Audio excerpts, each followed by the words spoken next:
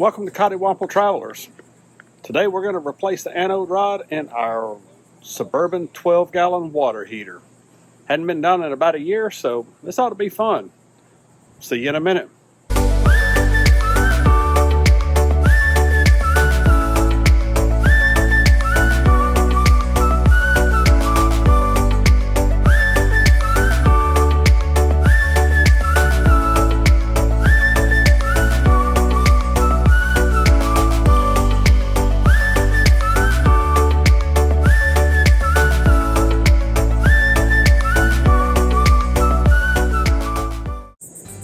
Went down to the local parts store, carried my model number and the type of water heater that we have, and got us a new Suburban anode rod. First things first, when you're working on your water heater, first turn off the power to it.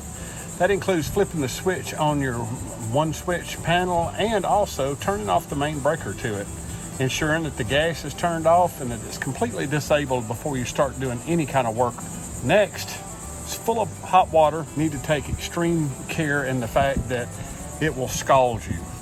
What I like to do, and I'm going to show you right here, is I've turned everything off. I like to run the hot water and basically run the hot water out of it before we get to that part, and that way I don't stand a chance in scalding myself. Let me take you on that adventure and I'll show you how I do that. Go to your outside bay. Most of you have got a outside shower.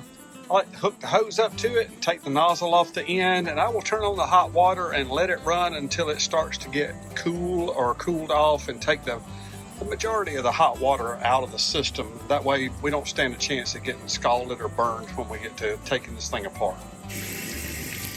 Now obviously you want to run this to where that it doesn't make such a mess anywhere, but where we're at here today is just ground that's going to soak up into the sand that's up underneath the RV there, so shouldn't be a big deal. I know this is probably my most orthodox way to do it. Once you've got the water cooled off enough to where that you can touch it and fool with it, the next thing you want to do is take your pressure relief valve here, make sure your water's turned off, and relieve the pressure inside the tank. All right, this takes a 1 1/16 socket, so you'll need to make sure you got one of those before you start this. Next thing you want to do is go ahead and break it loose and take your anode rod out.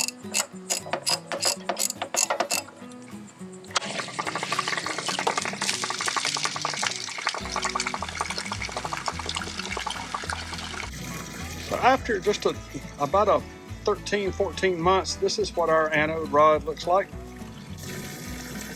It definitely needs replacing.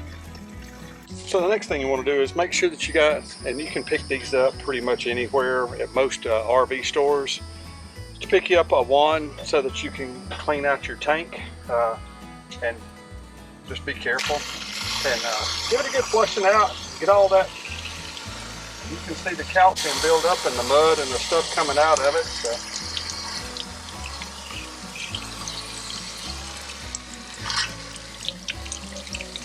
really and truly, this is what kills your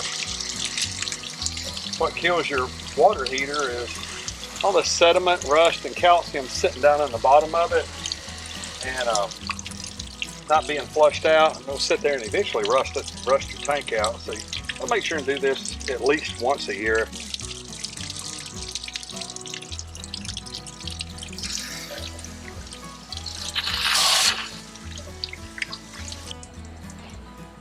Have our new anode rod, plenty of tape, plumber's tape on it.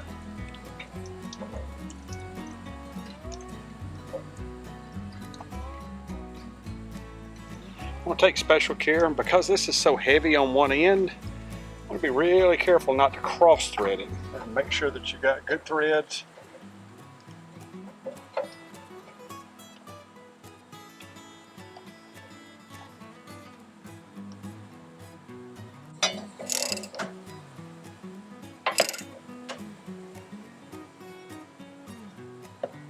Make sure you close your valve back, and you're back in business. I'll make sure that the water, and that we bleed the air out of the system. So I've got the water turned back on, got the bypass valve taken care of, and now I'm waiting for the tank to fill up. So you don't want to turn your water heater on dry, so to make sure I got plenty of water in it and all the air bubbles are out. As you can hear, sometimes this takes a few minutes to get all 12 gallons of water back in there and get all the air out of your water heater. So take care to make sure that you get all the air out before you turn your elements back on. There we go. Okay, now that I have got all the air out of the system, the next thing I want to do is go back over to my water heater, check, make sure. Looks like we're all good and dry.